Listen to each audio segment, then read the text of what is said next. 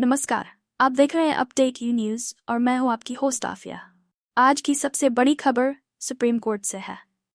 Supreme court ने bulldozer कार्रवाई को लेकर एक अहम फैसला सुनाया है, जिसके तहत अब बिना सुप्रीम कोर्ट की अनुमति के देश भर में किसी भी प्रकार की तोड़फोड़ की कार्रवाई नहीं की जाएगी। सुप्रीम कोर्ट ने ये अंतरिम आदेश देश भर में कई स्थानों पर चल रही तोड़फोड़ की कार्रवाइयों के खिलाफ दायर याचिकाओं पर सुनवाई के दौरान दिया है। लेकिन कोर्ट ने साफ कर दिया है कि यह आदेश सार्वजनिक सड़कों, फुटपाथों, रेलवे लाइनों या जल निकायों पर हुए अतिक्रमण पर लागू नहीं होगा।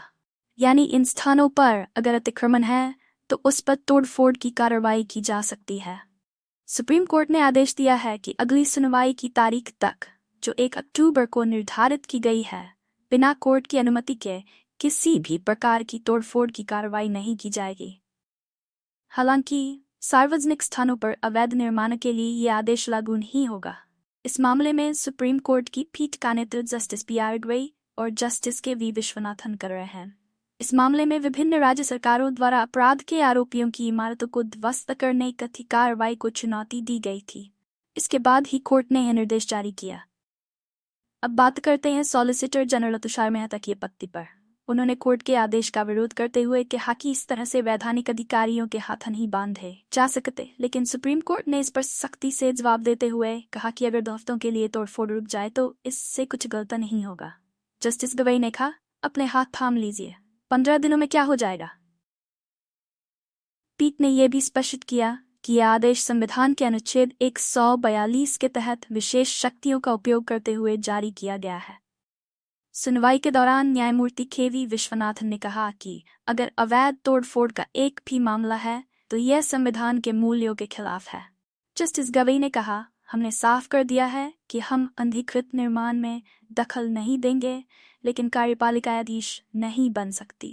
सुनवाई के दौरान वरिष्ठ अधिवक्ता चंद्र उदय सिन्हा ने कहा कि पिछले सुनवाई के बावजूद तोड़फोड़ की कार्रवाई जारी है। उन्होंने एक उदाहरण देते हुए कहा कि एक पक्षपथ आरोप लगाया गया और उसी रात उसका घर ढहा दिया गया। इस पर सॉलिसिटर जनरल मेहता ने जवाब दिया कि संबंधित पक्षों को 2022 में ही नोटिस भेजेंगे और इसके बाद उन्होंने कुछ अपराध किए। उन्होंने स्पष्ट किया कि ध्वस्तीकरण और अपराधों के बीच कोई संबंध नहीं है। हालांकि पीठ ने सवाल किया कि 2024 में अचानक क्यों इन संपत्तियों को ध्वस्त किया गया। कोर्ट ने यह भी संकेत दिया कि वह शक्ति के दुरुपयोग को रोकने के लिए दिशा निर्देश तैयार करने पर विचार कर रहा है। जस्टिस विश्वनाथन ने कहा, अगली तारीख तक न्यायालय की अनुमति के बिना कोई भी ध्वस्तीकरण नहीं होना चाहिए। सॉलिसिटर जनरल मेहता ने कहा कि एक कथा बनाई जा रही है कि एक विशेष समुदाय को निशाना बनाया जा रहा है। उन्होंने कहा कि इस तरह की अफवाहें न्यायालय को प्रभावित कर रही हैं।